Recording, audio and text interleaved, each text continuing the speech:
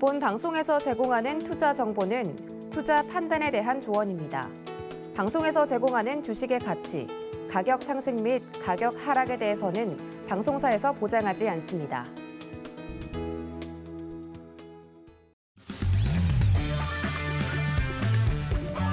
안녕하세요. 해외 시장 소식을 가장 빠르게 만나보는 시간, 해외 선물 신세계 리턴즈의 손자입니다.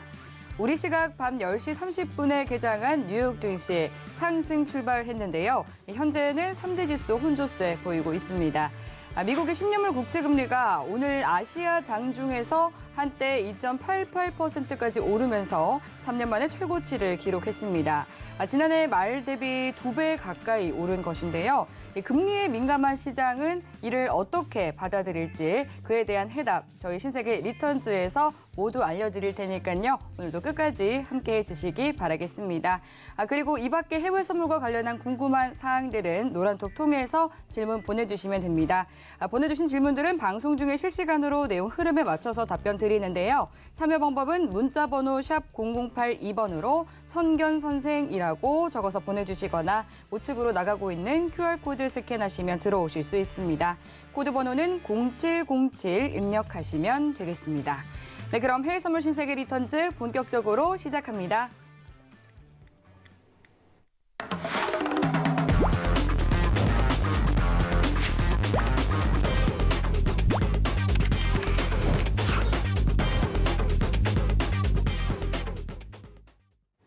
네, 월요일은 선견 선생 마스터님과 함께하는 날이죠. 인사드려보겠습니다. 반갑습니다. 네, 안녕하세요. 네, 시청자 여러분께도 인사 한 말씀 부탁드릴게요. 네, 시청자 여러분 안녕하십니까? 성견 선생입니다. 지난주에 굉장히 조금 핫한 이슈들이 많이 있었습니다. 물론 우리 거시경제적으로 보면 금리 인상 뭐 등등 여러 가지 좀 이슈들이 있었는데 제가 오늘은 우리 해외 주식 하시는 분들, 특히나 이제 서학개미 분들 굉장히 핫한 테슬라 일론 머스크 얘기 좀 갖고 왔습니다. 예, 집중하시면 굉장히 많은 정보 얻어가실 수 있을 거라고 봅니다. 또 한 가지 첨언을 드리면 그 M&A 관련해서 또 기업 회생, 도산 사건 관련해서는 제가 또 일단 조금 전문가이기 때문에 여러 말씀 오늘 올리겠습니다. 기대해 주시고요. 잠시 후에 뵙겠습니다. 네, 혼란스러운 시장이지만 이렇게 또 든든한 마스터님과 함께 하시면 시장의 흐름 또 잡아가실 수 있습니다. 함께 하면서 궁금한 사항은 노란톡으로 질문 보내주셔도 되고요. 또 유튜브에 서울경제TV 실시간 방송 들어오셔서 채팅창 통해서 또 소통 이어가시면 되겠습니다. 네, 지금 현재 시각 오후 10시 57분 지나가고 있는데요. 먼저 오늘의 이슈부터 체크해 보시죠. 나스닥은 미 10년물 국채금리가 2.88%를 터치하며 3년 만에 최고 수준을 기록했습니다. 골드는 국채금리 급등에 따른 해지용 매수세가 유입되고 있습니다. 오일은 미국과 유럽의 러시아에 대한 추가 제재 강화 가능성에 원유 공급 우려가 높아지고 있습니다. 유로 FX는 연준의 금리 인상 경계감과 우크라이나 관련 불확실성에 약세가 지속되고 있습니다. 네, 이어서 현재 주요 상품 시세 살펴보겠습니다. 조금 전 출발한 뉴욕 증시 3대 지수는 혼조세 보이고 있는데요. 조금 더 자세히 상품별로 체크해 보시죠. 네, 먼저 나스닥입니다. 0.25% 하락한 13,858포인트 선 지나고 있습니다. 이어서 골드입니다. 1.10% 오른 온스당 1,996달러 선 지나고 있습니다.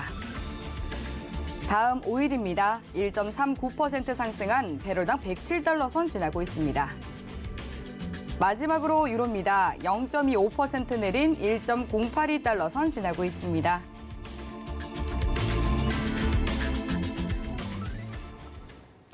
네, 그럼 이어서 각 상품별로 당일 투자 전략과 시황까지 체크해 보도록 하겠습니다. 네, 먼저 오늘 이 시장에 대해서는 또 어떻게 대응해 보는 것이 좋을지 팻말 통해서 확인해 볼게요. 들어보겠습니다. 하나, 둘, 셋. 매도 들어주셨네요. 네, 오늘 매도고요. 네. 제가 저번 주에 매수를 조금 한번 들었었는데 네. 단기적으로 일단은 그날은 매수 타이밍이다 네. 말씀을 드렸고 오늘은 일단 뭐 보시다시피 매도 쪽인데요. 잠깐 차트 한번 볼까요? 네, 차트 일단 보면서 설명을 좀 드리도록 하겠습니다. 네. 한 일주일 전부터 지지난주 사실은 금요일 오전이죠. 지지난주 금요일 오전에 제가 13,800 라인 최초로 일단은 말씀을 드렸습니다.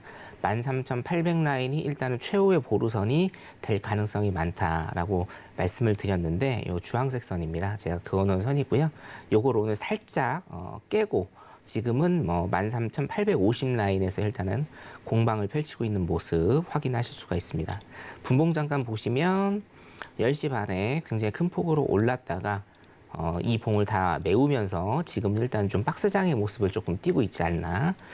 이런 경우에 패턴은 한번 딱 튀어오르고 이 큰 음봉이든지 양봉이든지 이것을 이 봉을 다 메운 다음에 박스를 치는 이런 모습이 자주 일단은 연출이 될 것 같습니다. 자, 일봉상 다시 일단은 좀 보시면 이제는 실적 시즌이죠. 예. 1분기 지금 실적 시즌이고 뒤를 잠깐 좀 볼까요? 작년 10월, 11월을 좀 보겠습니다, 여러분. 자, 10월, 11월을 잠깐 보시면 여기에서 여러분들이 보시다시피 큰 시장의 상승을 이끌었습니다. 그렇죠? 예. 우리나라 시장은 사실은 굉장히 조금 대세 하락세 중에 보합권 박스장을 계속적으로 그리면서 굉장히 힘든 시간을 작년 10월부터 겪었다라고 보시면 되는데 미국 시장 같은 경우에는 오히려 올랐어요. 그렇죠? 이 이유는 뭐였습니까? 기업들의 실적 발표가 이때 있었고 굉장히 어닝 서프라이즈였습니다. 예, 그렇기 때문에 금리 인상 시기에 뭐 테이퍼링을 조기에 한 해 만에 이런 얘기가 나오고 있었을 때 기업의 실적들이 굉장히 눈에 띄게 좋았고 서프라이즈라고 할 만큼 굉장히 좋은 성적들을 기업들이 거뒀기 때문에 이 미국 시장을 전체적으로 끌어올렸다라고 보시면 되겠습니다. 제가 이때부터 드렸던 말씀이 미국 시장과 우리나라 시장 조금 다르게 봐야 된다라고 제가 계속적으로 강조를 드렸죠. 미국 시장 같은 경우에는 기업들이 실적이 좋아지면서 미국 시장을 끌어올리는 반면 우리나라 시장은 그와 반대다. 자, 그러면 복귀를 해보자라고 하면 자, 지금은 어떤 상황이냐라는 거죠. 지금은 어떤 상황이냐.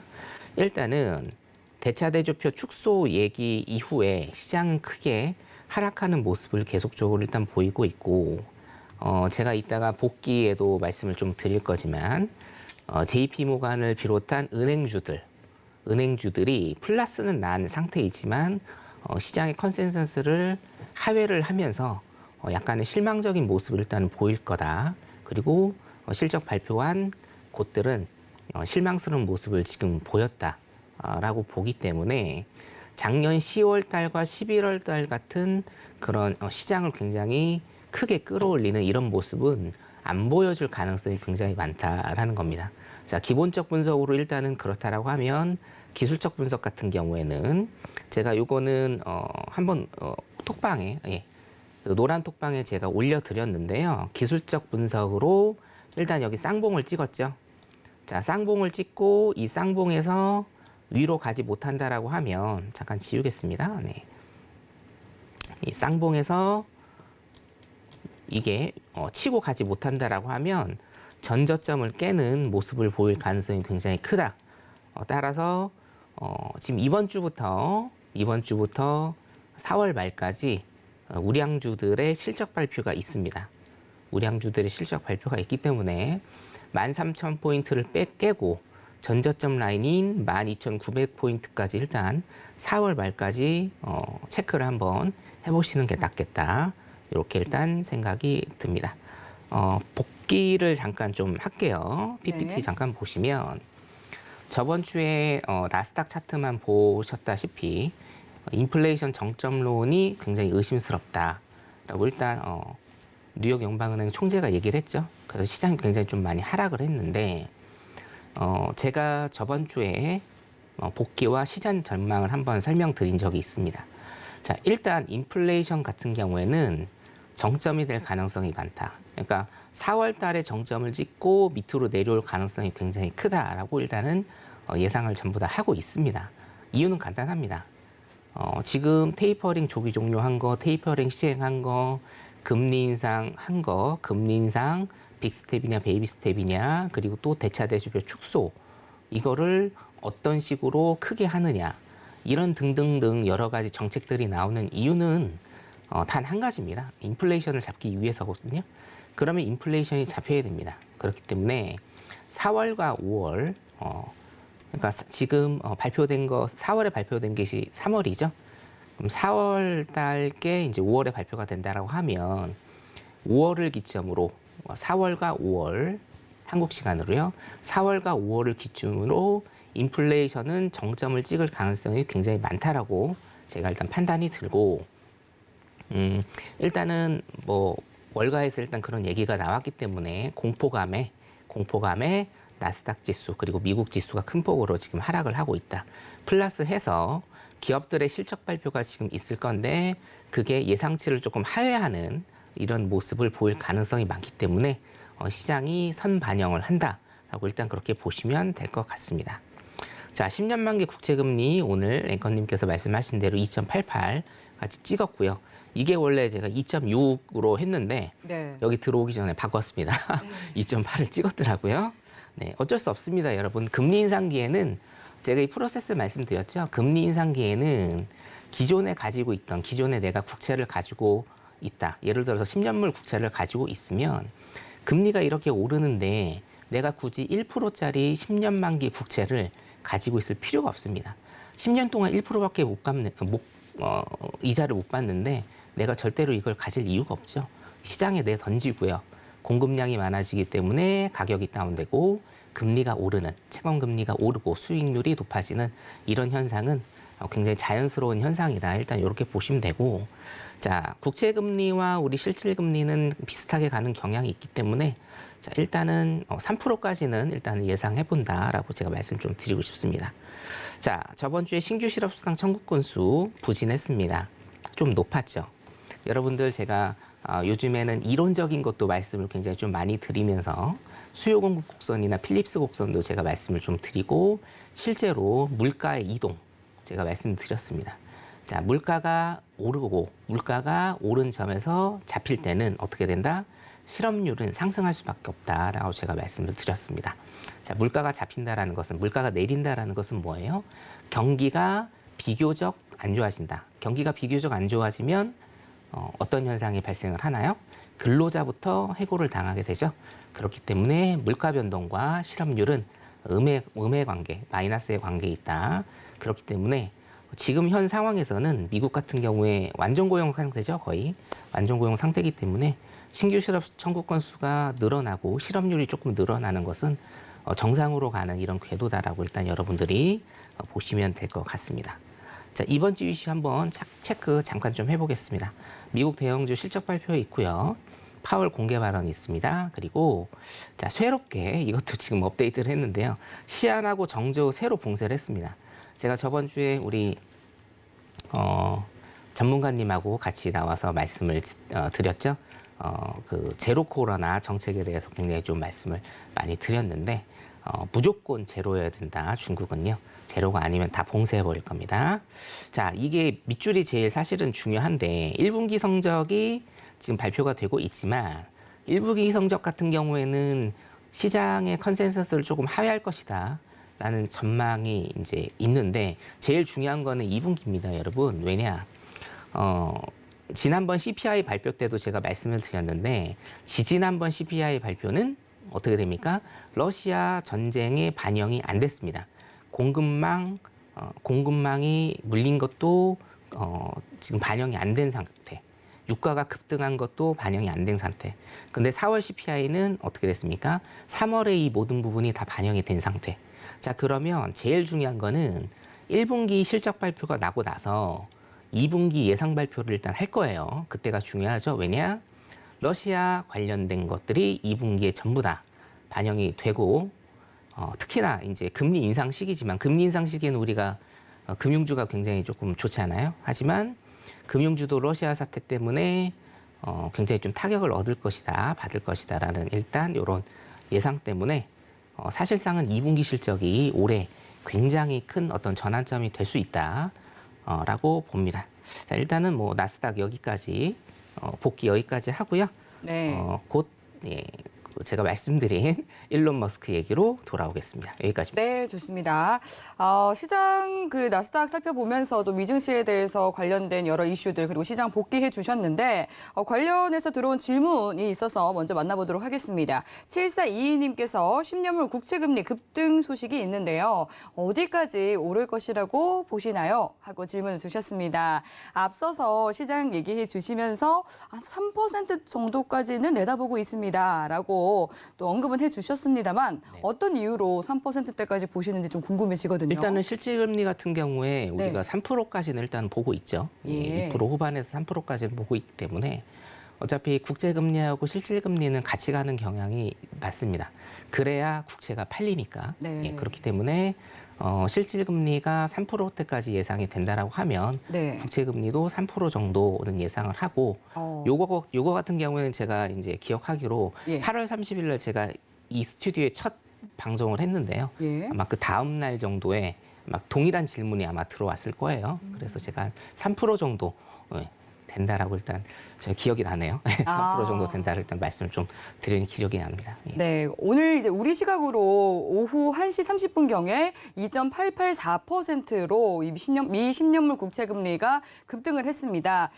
지금 현재는 2.83%대 부근에서 거래가 되고 있는 상황인데 이제 월가 일각에서는 지금 미 국채 같은 경우는 40년 강세를 끝낼 지점에 도달했다라는 뭐 이런 말들도 나오고 있는 상황입니다.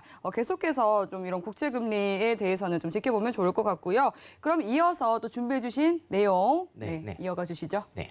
우리 이제 사실은 서학개미 분들 굉장히 좀 많으실 거고 네. 미국 주식 하시는 분들 굉장히 많이 우리 해외 선물 리턴즈 보고 계실 건데 네. 우리나라 사람들이 제일 많이 가지고 있는 주식이 미국 주식이 테슬라 주식이죠. 예, 한국 사람들의 테슬라 사랑은 네. 정말 세계 최고입니다. 근데 사실 제가 이 이슈를 저번 주만 해도 준비를 할 생각을 전혀 하지 않았습니다. 네. 예, 하지 않았는데 최근 한 일주일 사이에 예. 엄청나게 많은 뉴스 매체들, 뭐 유튜브 등등등등 해서 관련 사항들이 굉장히 조금 많이 나오고 있고 여기에 대해서 제가 그래도 조금 여러분들한테 실제적인 말씀을 좀 드릴 것이 있고 콜옵션이나 아니면 공개 매수 등등 여러분들이 꼭 아셔야 되는 이런 개념들도 좀 나오기 때문에 제가 오늘 좀 준비를 해봤고요. 네. 어려운 내용이 절대 아닙니다, 여러분. 예, 제가 쉽게 풀어서 설명을 드릴 테니까 한번 좀 집중해서 들어봐 주시면 좋겠습니다. 시작하겠습니다. 네, 좋습니다. 자, 일론 머스크가 테슬라를 만들었죠. 만들고 세계 최고의 이제 부자인데 한 2주 전이죠. 4월 초입니다. 4월 초에 트위터 파랑새입니다. 파랑새의 지분을 야금야금 사실은 이게 공시가 된 게 얼마 되진 않습니다, 여러분. 1월 28일입니다. 2022년 1월 28일부터 야금야금 이제 이 주식을 샀더라고요. 트위터 주식을. 자, M&A에 관한 것을 제가 일단 조금 설명을 드릴 건데 M&A 같은 경우에는 우리나라에서 굉장히 좀 흔한 이슈는 아닙니다. 몇 가지 절차적으로 굉장히 복잡한 것들이 있고 법적으로도 복잡한 것들이 있고 또 M&A 같은 경우에는 굉장히 또 이런 것들을 준비하는 데 있어서 실질적으로 자금이 좀 많이 필요하기 때문에 예전에 제가 이 시장 핫 이슈를 준비하면서 그런 게 조금 생각이 나던데 IMF 때 혹시 앵커님 뭐 하셨어요? IMF 때요? 중학생이셨나요? 저는 초등학생이었습니다. 초등학생. 네. 열심히 네네네. 공부하고 그때 심지어 초등학교 갓 입학했을 때인데. 아, 그러세요? 네. 아, 예. 그 나이가 조금씩 나오는 것 같은데 제가 이제 기억나는 게 IMF 조금 지나고 나서 네. 제가 이제 양재동이나 강남 쪽으로 일단 좀 가면 예. 그 양재동이나 서초 같은 경우에는 우리나라 법원들이 굉장히 변호사 사무실 굉장히 많거든요. 그렇죠. 거기에 크게 M&A 관련 상담을 한다라는 그런 사무실이 굉장히 많았어요. 네. IMF 이후로 우리가 이제 화의 절차나 도산 절차 이런 것들이 굉장히 좀 많았고 기업의 인수합병 절차, 그러니까 기업들이 많이 무너졌기 때문에 인수합병 절차에 관해서 상담이나 아니면 실제로 진행을 하려는 사람들이 굉장히 좀 많았는데 그 붐이 한 몇 년 정도 굉장히 짧습니다, 여러분. 붐이 몇 년 정도 일어나다가 김대중 정부였죠. 김대중 정부에 우리가 IMF 구제금융의 빚을 다 갚고 나서는 사실은 지금 같은 경우에는 M&A다. 딱 M&A다라는 건 대한민국에 그렇게 많지는 않습니다. 그렇게 많지는 않은데 M&A를 제 개인적으로 굉장히 우리나라에서 성공한 기업, 최고로 성공한 기업은 이제 이 기업이라고 일단은 저는 보고 있습니다. SK 하이닉스죠. 네. LG 반도체에서 시작을 해서 현대전자가 인수를 했고 현대전자에서 하이닉스로 갔고요. 하이닉스가 어려워지자 SK에서 이걸 또 인수를 했습니다. M&A로. 그래서 시장을 구성하고 있는 우리나라 코스피 시장을 구성하고 있는 두 기업 삼성과 SK 하이닉스가 있는데요. SK 하이닉스도 M&A 같은 경우에는 여러분들 굉장히 많은 기업들 예전에 굉장히 많은 기업들이 했고요.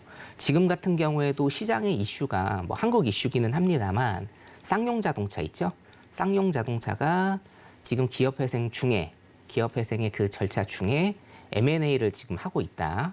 일단 이렇게 보시면 될 것 같습니다. 그래서 일론 머스크가 지금 1월 달부터 트위터 주식을 계속적으로 좀 사고 있어요. 사고 있고 지금 9.2%를 매입을 했습니다. 9.2%를 매입을 해서 최대 주주에 일단은 등극을 했습니다. 사실 4월 초에 이 뉴스를 제가 보고 네, 다른 분들도 다 그렇게 생각을 하셨을 것 같아요. 과연 왜 샀나? 그렇죠? 예. 일론 머스크는 자동차 개발을 하고 있는 사람이고 전기차를 개발을 하고 있는 사람인데 뜬금없이 SNS 트위터를 왜 샀는가? 그리고 시장 점유율을 좀 보시면 혹시 페이스북 하시나요? 저는 SNS를 거의 안 하기 때문에 잘은 모르는데 자, 페이스북이 일단 시장 점유율이 70%가 넘습니다.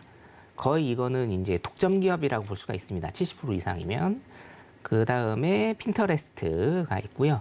그 다음에 트위터가 있는데 트위터가 지금 8%대입니다. 8%대. 시장의 경쟁력이 굉장히 많이 사그라든 굉장히 조금 다른 사업으로의 어떤 전환이 필요한 이런 트위터인데 왜 트위터를 일단은 샀는지 그리고 이게 향후 시장에 어떤 영향을 미치고 M&A가 어떻게 전개가 되고 있는지 보시면 자, 제가 타임테이블을 조금 만들었는데요. 4월 7일 날 일론이 트위터 회사 지분의 9.2%를 매입을 했다라는 공시를 띄워서 최대 주주로 등극을 합니다. 그래서 트위터에서 연락을 했죠. 쉬운 얘기로 연락을 했습니다. 이사회의에 참석을 해서 이사직을 맡아달라라고 얘기를 했고 아, 오케이. 그러면 이사직 맡겠다. 근데 일론 머스크의 장점이자 가장 큰 단점이 혹시 뭔지 아시나요? 제가 생각하기에 굉장히 큰 단점이 뭐냐면 하루 만에 말을 바꾸는 겁니다. 하루 만에. 그래서 4월 10일 날 이사직을 안 맡겠다. 여기까지는 그냥 일단은 넘어갔는데 지금 최근에 보면 이사직을 왜 안 맡는지에 대해서도 여러 가지 이제 얘기들이 나옵니다. 가장 큰 이유는 뭐냐면 트위터 이사회 측에서 일론 머스크가 최대 주주로 등극을 하니 쉽게 여기에서 여기에 락을 걸려고 했습니다, 여러분. 어떤 락을 걸려고 했냐면 자, 우리가 어떤 기업의 지분을 획득하고 공시를 하고 어떤 행위를 하려면 일단은 15%가 넘어야 되거든요. 예. 그 기업의 지분이 15%가 넘어야 되는데 일론 머스크한테 2년 내에 14.9% 이상은 사지 못하게, 그러니까 15% 이상 사지 못하게 그런 락을 걸려고 했는데 일론 머스크가 그거를 이제 소위 얘기해서 리젝트를 했죠. 거절을 했습니다. 자, 여기에서 뭐를 알 수가 있느냐? 일론 머스크는 이 트위터를 진짜로 살 마음이었다. 진짜로 전부 살 마음이었다. 제가 가격을 한번 좀 말씀을 드리면 53조입니다.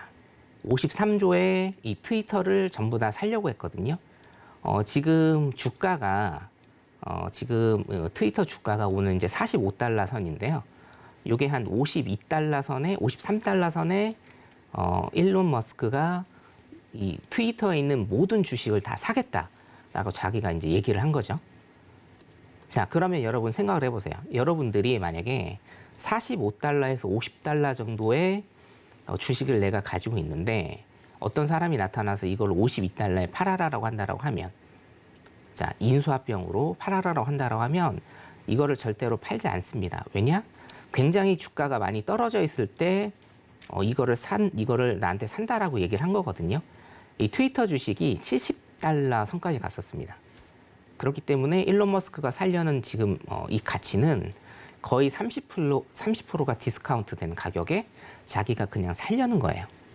자, 여기에서 일단 첫 번째 문제가 발생을 하고, 자, 4월 10일 날 이렇게 표면적으로는 이사직을 안 맡겠다라고 해서 이사회에 참석을 안 했고, 자, 일론 머스크 같은 경우에는 지금 52달러 선에서 트위터를 살려고 했는데 지금 이게 자기 뜻대로 되지 않는 거죠. 그래서 4월 13일 날 폭탄 발언을 하게 되는데, 적대적 M&A를 내가 하겠다라고 일단 선언을 합니다. 자, 그 M&A를 할 때는 두 가지가 있어요, 여러분. 첫 번째, 우호적 M&A가 있고 두 번째, 적대적 M&A가 있습니다.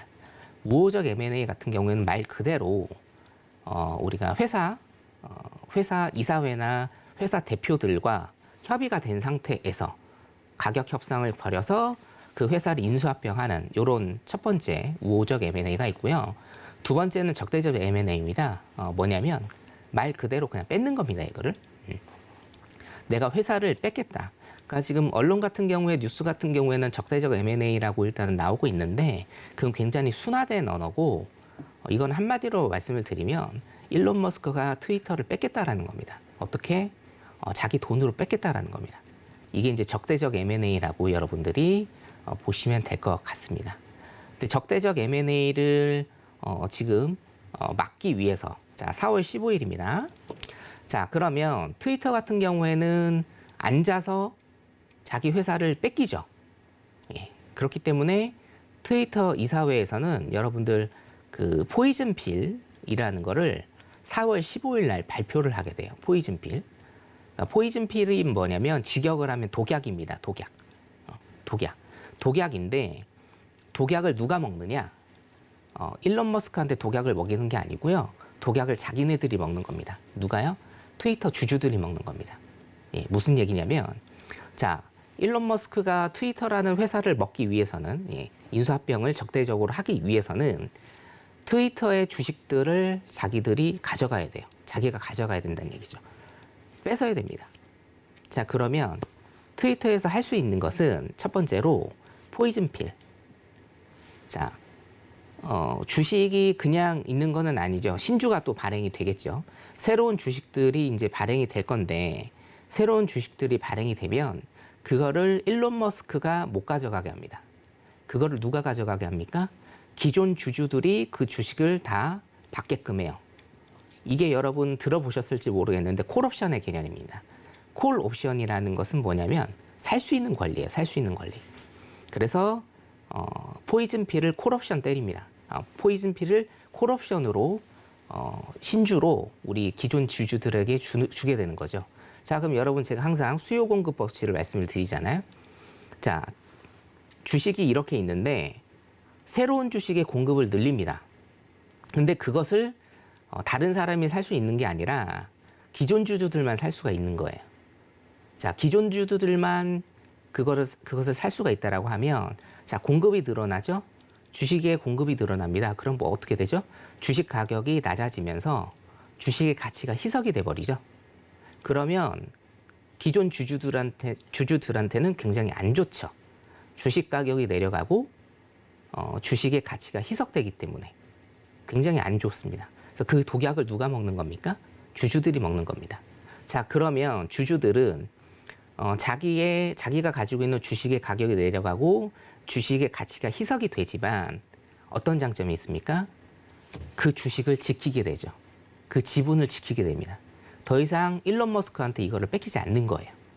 자, 그 극약 처방을 하겠다라고 4월 15일 날 일단 발표를 했고, 자, 오늘입니다. 오늘도 이게 문제인데, 그 트위터 하면서 우리 트럼프도 그렇고요. 마지막에 잘 된 사람은 제가 못 본 것 같은데, 자, 오늘 아침에 공개 매수를 일단 일론 머스크가 한다라고 발표를 했어요. 공개 매수라는 건 뭐냐면 공개적으로 내가 당신들이 가지고 있는 주식을 사겠다라는 겁니다. 자, 많은 돈을 주고 당신들이 가지고 있는 주식을 살 테니 그 주식을 나한테 팔아라라고 일단 이렇게 트위터로 좀 올렸더라고요. 자, 일단 타임테이블은 일단 요 정도로 마치겠고, 자, 그래서 이게 과연 테슬라에게 도움이 되는 것이냐, 일론 머스크는 왜 이것을 굳이 살려고 하는 것이냐, 이게 사실은 문제거든요. 테슬라의 주식도 지금 밑으로 내려가고 있고 트위터의 주식도 지금 밑으로 내려가고 있습니다. 여러 가지 매체나 이런 거를 보면 일론 머스크가 아마 트위터를 인수할 것이다라는 이런 얘기가 조금 많이 나오는데 제 입장은 좀 달라요. 제 입장은 일론 머스크는 트위터를 아마 인수를 하지 않을 것이다. 그리고 이것은 한순간에 그냥 해프닝으로 끝날 가능성이 굉장히 크다라고 일단 그렇게 생각이 듭니다. 자, 이유는 우리가 실질적으로 기업회생이나 M&A를 진행을 할 때 가장 중요한 기점이 있거든요. 가장 중요한 그 포인트가 있는데 그게 뭐냐? 바로 가격 협상입니다, 여러분. 가격 협상. 내가 이 기업을 인수하는 데 있어서 적절한 가격 플러스 프리미엄이라고 우리가 부르죠. 프리미엄을 제공을 해야 이분들도 나한테 주식을 줍니다. 기업을 넘기고요. 자, 그런데 일론 머스크가 얘기하고 있는 가격은 $52란 말이에요. 최고가는 $70 가까이 갔습니다. 약 30%가 디스카운트 된 가격에 자기가 사겠다는 거예요. 일론 머스크 얘기로는 자기가 무슨 54%의 프리미엄을 줬다라고 하는데 그건 주가가 굉장히 많이 빠졌을 때의 얘기고, 고가 기준으로 항상 봐야 됩니다, 여러분. 가격 협상이라는 것은 사실은 이게 가격 협상 자체가 지금 안 되는 게임이다라고 일단 판단이 들어서 일론 머스크가 트위터를 왜 사려고 하는지 뭐 속마음을 일단은 볼 수는 없지만 그저께 테드에 나와서 일론 머스크가 한 얘기가 있기는 하거든요. 무슨 뭐 언론의 자유 뭐 이런 거를 조금 얘기는 했는데 그건 표면적인 이유라고 저는 생각을 하고, 일론 머스크가 트위터를 매입을 인수합병을 하려는 것은 이 가격 협상 자체가 일단은 안 되는 이런 상황이기 때문에 한순간에 해프닝으로 일단은 끝날 가능성이 굉장히 크다. 지금 우리나라 서학개미 분들 테슬라를 굉장히 좀 많이 갖고 계시고 지금 테슬라 주가도 조금씩 빠지고 있지만 이 해프닝이 끝나면 적정 가격으로 다시 돌아올 거라고 저는 확신을 하기 때문에, 자, 일단 테슬라의 내재적 가치는 아직 살아 있거든요. 그래서 테슬라 보유 중이신 분들은 걱정 없이 일단은 좀 가시라는 말씀을 좀 드리고 싶습니다. 네, 여기까지입니다. 네, 트위터와 일론 머스크의 이슈에 대해서 말씀해 주셨습니다. 또 다른 이슈에 대해서 좀 말씀을 드리자면, 일론 머스크가 이 테슬라 상장 폐지할 것이다라고 2018년도에 트위터에 글을 올렸었다라고 합니다. 이에 주가가 출렁이자 주주들이 단체 소송에 나서서 이제 다음 달이면 판결을 앞두고 있는데, 이 만약에 패소하게 될 경우에는 최대 14조 원 가량을 배상해야 할 수도 있다라는 이런 이슈도 있네요. 네, 그럼 이어서 또 5일에 대해서 또 당일 투자 전략 살펴보도록 하겠습니다. 공급 우려 지속되면서 강세 이어가고 있습니다. WTI 같은 경우는 지금 현재 $107 선 부근에서 거래되고 있고요. 또 브렌트유는 $112 선에서 플러스권에서 거래가 되고 있는데, 지금 유가는 3주 최고치에 근접한 상황입니다. 천연가스도 오늘 5.8% 뛰어오르면서 오늘 원자재 시장이 좀 들썩이고 있는 상황인데, 오늘은 좀 국제 유가에 대해서는 어떤 투자 전략을 세워주실지 팻말 들어보도록 하겠습니다. 하나, 둘, 셋. 매수 들어주셨네요. 네네. 지금 리비아 사태가 좀 났죠. 리비아에서 지금 원유 선적을 못 하고 있습니다. 그래서 오늘 좀 뜨고 있는데, 자, 제가 일봉을 잠깐 볼까요? 제가 요거 93.40달러죠. 93.40달러 일단은 지지하는 거 보시고 계속적으로 매수 포인트 일단은 잡으시면 된다라고 말씀을 드렸고요. 일단은 기본적으로는 제가 원유는 항상 말씀을 드리지만 우리 공급 문제가 일단 해결이 돼야 된다 말씀을 좀 드립니다. 어차피 수요는 딱 고정이 돼 있는 상태고 공급 문제에 따라서 지금 원유가 가격 변동이 이제 심해지고 있죠. 계속적으로 심할 거고요. 공급 같은 경우에는 뭐 비축유를 푼다, 뭐 증산을 한다 여러 가지 일단 얘기가 나왔지만 공급이 아직 확 오른 것은 아닙니다. 그러니까 그 가격을 굉장히 안정적으로 100달러 이하로 뭐 60에서 70달러 정도로 끌어내릴 만한 공급은 지금 보이지 않습니다. 사실은 증산을 확 늘려야 되는데 뭐 증산을 확 늘릴 이유는 없겠죠. 그렇기 때문에 지금 아직도 공급에 대한 문제가 해결이 안 됐다. 공급에 대한 문제가 해결이 안 된다라고 하면 유가는 물가가 사실은 그렇거든요. 가격의 하방 경직성 제가 말씀을 드립니다. 가격은 항상 하방 경직성이 있기 때문에 이 100달러에서 이제 구간을 조금 넓혀드리면 제가 말씀드린 93.40달러 위에서 계속적으로 가격이 형성될 그런 가능성이 크다. 그리고 심리적 저항선이죠. 100달러. 100달러에서 93.40달러 이 두 가지 라인 위에서 계속적으로 가격이 형성될 가능성이 크다라고 일단은 그렇게 보시면 될 것 같습니다.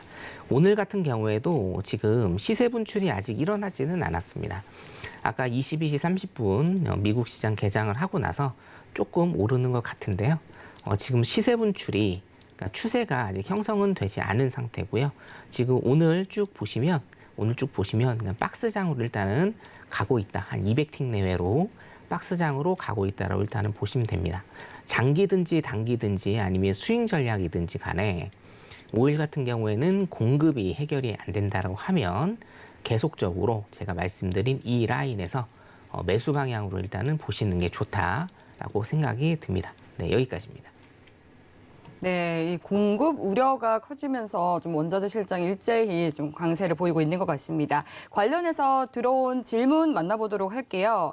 KSK님께서 질문을 보내주셨습니다. 현재 중국이 상하이에 이어서 장저우 그리고 시안 봉쇄를 했는데도 불구하고 아직도 상승을 하고 있는데 이 과거와 달리 중국 이슈가 오일에 영향을 미치지 않는 것일까요? 오일은 5월물 만기일 4월 20일까지 고가에서 유지가 될까요? 향후 방향 궁금합니다. 이렇게 보내주셨거든요. 고가라고 하면은 일단 고가가 130달러이기 때문에 네. 우리 시청자분께서 말씀하신 고가를 제가 조금 지정을 하기는 그렇지만 일단은 100달러 이상에서 가격 형성 계속적으로 될 것이다라고 일단 그렇게 좀 예상을 하고요. 네. 월물이 지금 얼마 남지 않았죠. 월물이 예. 얼마 남지 않았기 때문에 일단 혹시 매수를 갖고 계시면 계속적으로 일단은 갖고 계시라고 제가 말씀 좀 드리고 싶고 네. 자 아까 이슈에서도 제가 좀 한번 말씀을 드린 바와 같이 중국이 또 봉쇄를 했고요. 네. 굉장히 중요한 지점에 또 봉쇄가 이루어지고 있습니다. 자, 이 두 가지 뉴스가 사실은 상충할 때가 가장 어려워요. 중국은 봉쇄를 했고 수요가 이제 감소를 할 것이고 리비아 같은 경우에 지금 원유를 못 싣고 있어서 공급이 또 감소를 할 것이고 수요가 감소하고 공급이 감소하면 도대체 가격이 어떻게 될지. 자, 가격은 항상 여러분들 보시다시피 그리고 제가 항상 말씀드리다시피 시장 참여자가 어떤 시각을 가지고 있느냐가 제일 중요합니다. 지금 시장 참여자들 같은 경우에는 일봉상 양봉이 이제 계속적으로 나오고 있죠. 오일 같은 경우에. 그래서 시장 참여자들 같은 경우에는 오일 같은 경우에는 리비아 사태를 조금 더 깊게 보고 있다. 좀 더 중요하게 보고 있다라고 여러분들이 그렇게 좀 느끼시면 될 것 같고요. 중국 이슈는 제가 내일도 일단은 좀 말씀을 드릴 건데 일단 계속적으로 중국 이슈 말씀드리면서 오일뿐만이 아니라 항생도 어떤 변화를 가지고 있는지 제가 지속적으로 말씀을 드릴 테니까 노란톡에 들어오시면 제가 아침마다 일단 말씀드리겠습니다. 네, 여기까지입니다. 네, 좋습니다. 이어서 골드에 대한 또 당일 투자 전략도 알아보도록 하겠습니다. 골드도 대표적인 인플레이션 해지 수단 중 하나죠. 오늘도 1% 정도 상승을 하면서 1,995달러 선 부근에서 거래가 되고 있습니다. 지금 골드는 한 1개월 들어서 최고치까지 오른 상황인데요. 오늘은 어떤 투자 전략 세워주실지 팻말 들어보도록 하겠습니다. 하나, 둘, 셋. 골드 매도 들어두셨네요. 네.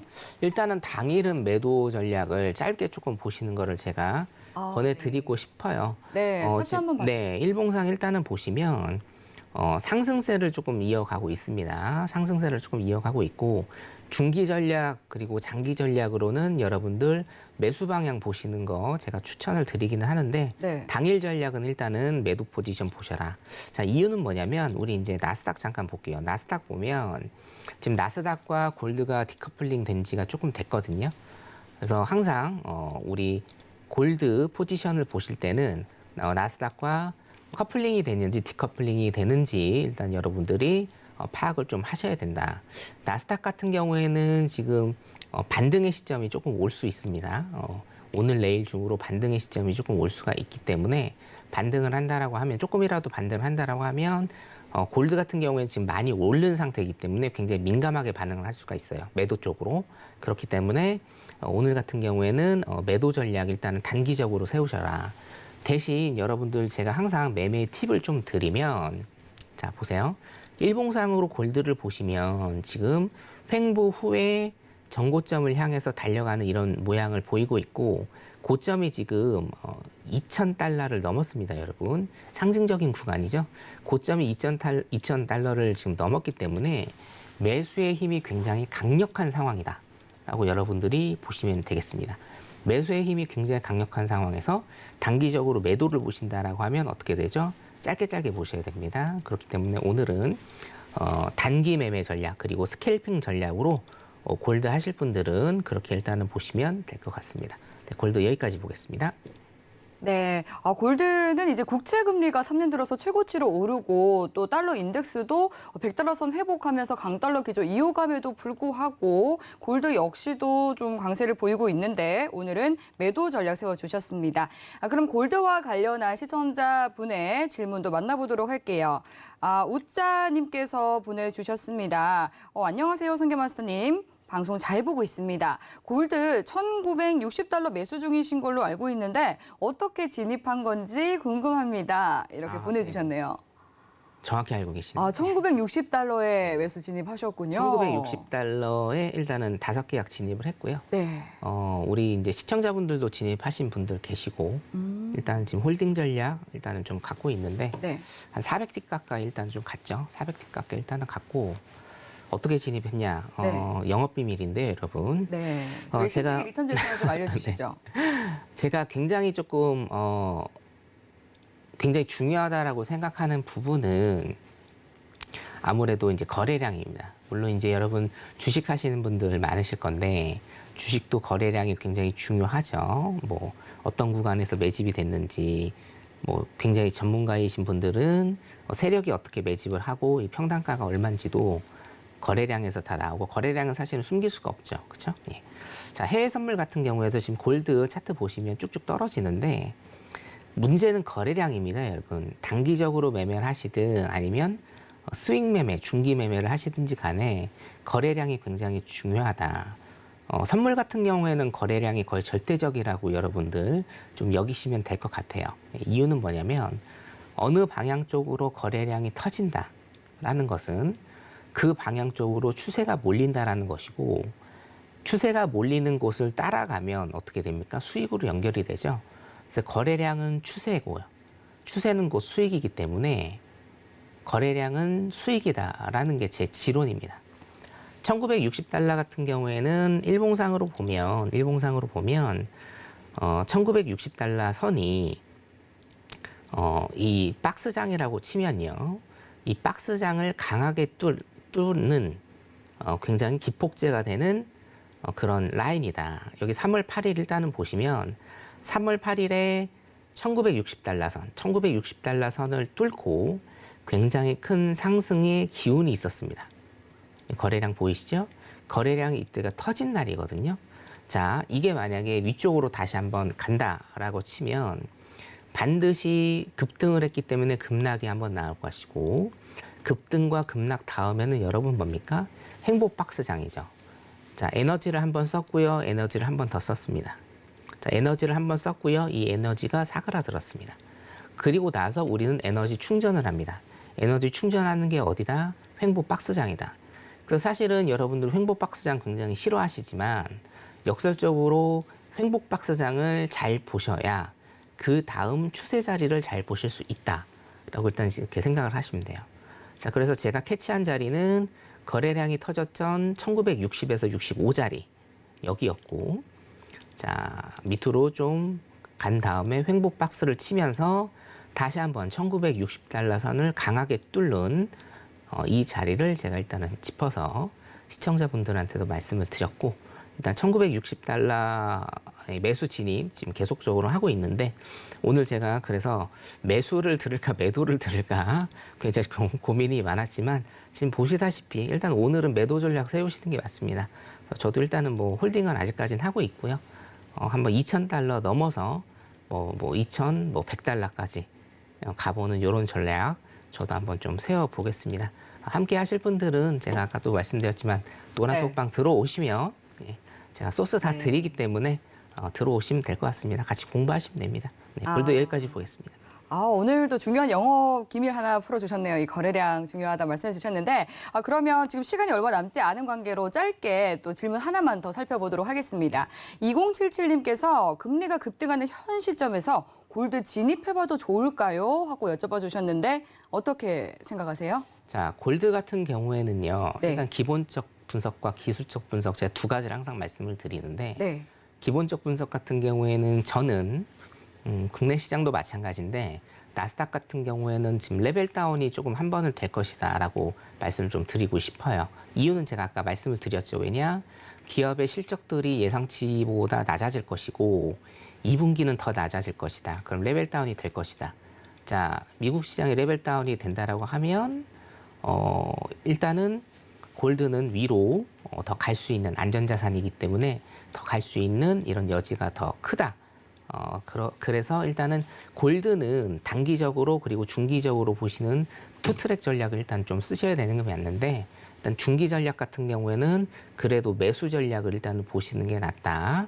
자, 현 시점에서 골드 진입해도 좋을까요? 라고 말씀을 하셨는데, 현 시점이라고 한다라고 하면 당일 포지션을 제가 말씀을 좀 드리겠습니다. 당일 포지션은 지금 보시다시피, 그리고 제가 팻말 들었다시피 매도 전략 일단은 쓰시고요. 여기에서 여러분들 혹여나 이거 좀 많이 내려온 것 같아서 매수 타는 이런 우를 범하지 마시고 항상 눈에 보이시는 대로 추세 따라가시기 바랍니다. 여기까지입니다. 네, 인플레이션 해지 수단인 골드 같은 경우는 중기로 봤을 때는 매수해도 좋다 말씀해 주셨습니다. 또 나스닥 같은 경우는 레벨 다운이 될 수 있다 이렇게 짚어주셨는데, 지금 위험 자산인 가상화폐의 대표 주자인 비트코인 같은 경우에는 4만 달러 선 깨졌습니다. 오늘 2.4% 떨어지면서 29,443달러 선에서 거래 이어가고 있거든요. 이렇게 또 굉장히 시장 흐름이 복잡하고 또 대응하기 어려운 상황 속에서 저희 마치기에 앞서서 시청자분들께 투자 팁 한 말씀 더 챙겨주시죠. 네. 자, 일단은 시청자 여러분, 시장 굉장히 좋은 상황입니다. 오늘 제가 목소리가 그 감기 때문에 조금 잠겨서 그런데 사실상 굉장히 좋은 시장이죠. 매수매도 다 들어가서 아래 위로 일단은 다 수익 내시면 되는 그런 시장이기 때문에 레벨 다운 되신다 하더라도 여러분 절대 두려워하지 마십시오. 매도 때리시면 되고요. 항상 시장에 순응하는, 추세에 순응하는 이런 모습 보이신다라고 하면 시장도 여러분들한테 수익이라는 선물을 줄 거라고 믿어 의심치 않습니다. 저는 내일 미국 시장 그리고 오늘 조금 못 받으니 항생 시장, 국내 시장 가지고 내일 다시 돌아오겠습니다. 내일 뵙겠습니다. 감사합니다. 네, 이렇게 위기를 기회로 바꿀 수 있는 대응 전략 궁금하다 하시는 분들은 노란톡 들어오시면 되겠습니다. 샵 0082번으로 선견 선생이라고 네 글자 적어서 문자 보내주시면 참여 가능한 링크 보내드리니까요. 많이 참여해 보시기 바라겠습니다. 네, 참고로 본 방송에서 제공하는 정보는 투자 판단에 대한 조언일 뿐 해당 상품의 가치나 수익률을 보장하지 않습니다. 서울경제TV는 자본시장 통합법을 준수합니다. 1:1 투자 상담과 유사 수신행위 등 모든 불법 사항을 엄중히 금지합니다. 네, 오늘 저희가 준비한 내용은 여기까지입니다. 시청해주신 여러분 고맙습니다.